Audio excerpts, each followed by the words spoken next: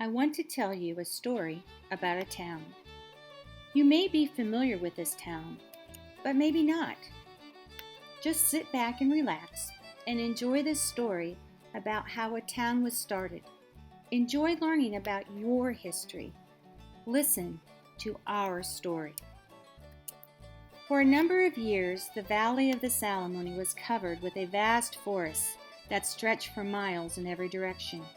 Within its gloomy depths was hidden the mystery of a strange race who fished the streams and roamed the woods. We know that some of them built their wigwams along the banks of the Salamone River, for they were found here when the white men came.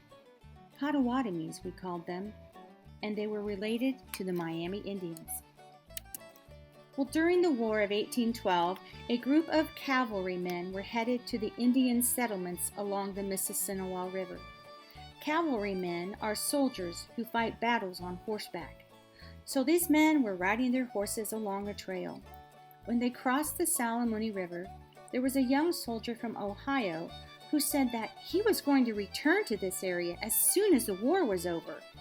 He wanted to build a homestead in that very spot. His name was Samuel Jones. He had been born just after the United States of America became a country. Well, it took him about 20 years, but he did return in the spring of 1833. He built a log cabin and then later a house. But most people started with a log cabin. Roads didn't exist. Cattle roamed loose in the forest. There were deer, wild turkey, a few wolves, and sometimes people would even see a black bear. Mr. Jones decided he wanted to build a town. He sold plats or lots of land to different people starting in 1837. He laid out streets and gave the streets names. Some of the streets he named after his children. One street was called Nancy after his daughter and another Matilda after another daughter.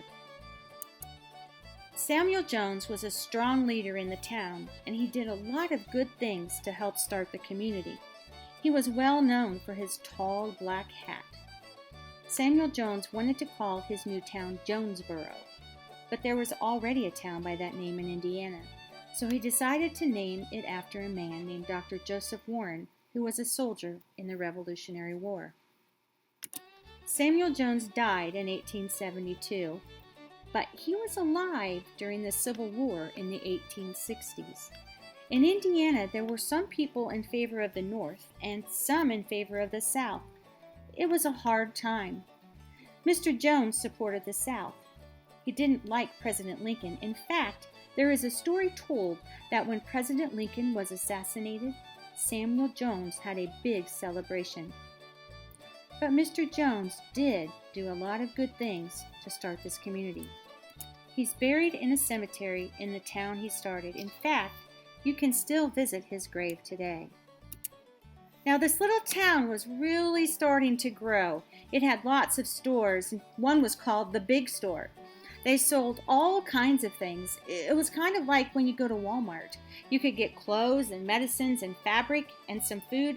There were also lots of other businesses in the town, like hotels, a bank, a harness shop, restaurants, a sawmill, a grain mill, furniture stores, wagon and buggy stores, and churches.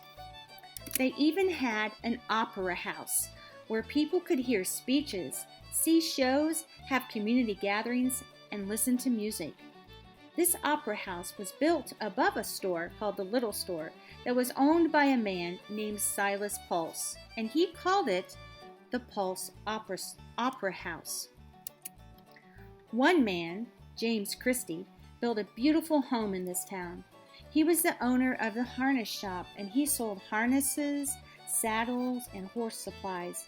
Remember, horses were the way that people traveled then. In fact, travel was very hard for these people who came to settle in this new town. It would take someone several days just to get to the town of Huntington to purchase salt or other supplies. So it was a great day for this little town when the railroad came in 1878. Then, in 1897, something was discovered in this community. It was oil and natural gas. The people used this instead of wood to heat their homes, power their tools, cook their food. This was a big cause for celebration. And then, in just a very short time, the number of people in the town doubled and tripled. This was because many people came to work on the oil fields. So when the oil boom hit, there were a lot more people, and also a lot more churches. This little town built many places of worship. They also built schools. The first school was a little log cabin. Samuel Jones was a strong believer in the importance of education and hired the first teacher for the community. Later, the town built a bigger school, along with other schools throughout the county. Education has always been important in this community. In fact, they still have a school that maybe you have seen sometime. The United Methodist Memorial Home was established in 1907 with a gift of money and 200 acres of farmland from William and Ruth Chopson. The Chopsons requested that the United Methodist Church use the gift to establish a retirement home. That's still here today. This community also was excited to be given money by Andrew Carnegie, a very wealthy man from the East, to start a library. The Warren Free Public Library was dedicated in 1920 with over 1,500 books, and it's still there today with many more books.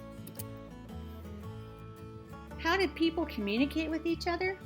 We call on our cell phones, but the first telephone lines in Warren were built in 1898, and the first phone service consisted of a pay station on a street corner in the business district. It was the only phone around, and all the townspeople had to use it to make telephone calls. Later, the Warren Telephone Company began, and lines were put into people's homes and businesses. This telephone company is still in business today, and I can remember, because I lived in this town when I was little, I can remember my telephone number. It was 93. So here we are on the main street of this town, which, by the way, is called Wayne Street. Have you figured out where this town is? Have you discovered that you are a part of the history of this town?